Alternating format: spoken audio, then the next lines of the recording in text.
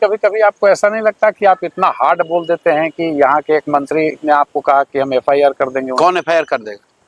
अशोक चौधरी ने कहा कि ना वो किए हैं, जाके मानहानि बेचारे किए हैं। सर्वदलीय नेता नीतीश अशोक चौधरी, देखिए हम लोग यहाँ सुनते हैं, सर्वदलीय कैसे?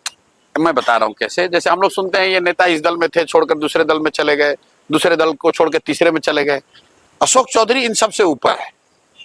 उन्होंने इतना दिमाग लगाया कि एट ए टाइम हम सब दल में रहेंगे। तो उनके पिताजी कांग्रेस में, ये खुद जदयू में, बेटी लोजपा में, दामाद आरएसएस भाजपा में, और अब कोई हमने बताया भाई एक आरजेडी बचा है, उसमें कोई भागा भगिनी भतीजा बेटा भाई किसी को डाल दो। तो इसलिए मैंने कहा ये सर्वदलीय नेता है, किसी भी दल को वोट दोगे इसी को जाएगा। जैसे हम लोग कहते हैं ना भोजपुरी में कि घी चाहे दाल में गिरे भात में गिरेगा थाली में ही। तो अशोक चौधरी सर्वदलीय नेता है।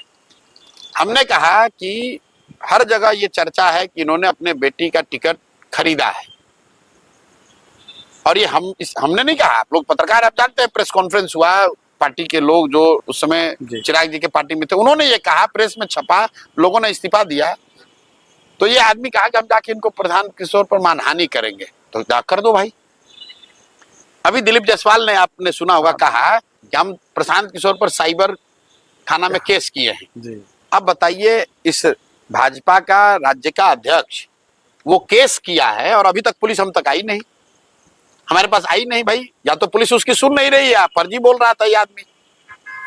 अगर दिलीप जायसवाल ने केस किया है कि मैं साइबर क्राइम कर रहा हूं, तो साइबर क्राइम वाले अफसर क्या उसकी बात सुन नहीं रहे हैं, या दिलीप जायसवाल ने सबको बेवकूफ बनाया?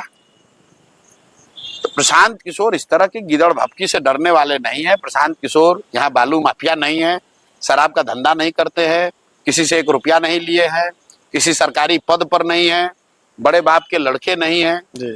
अपनी मेहनत से, अपनी हुनर से, अपने परिश्रम से जो कुछ भी कर सकते हैं वो कर रहे हैं। और ये चोर चुहड़े जितने नेता हैं, लुटेरे मंत्री सब, उगाही मंत्री, इनकी हिम्मत नहीं कि हमको डरा सकें।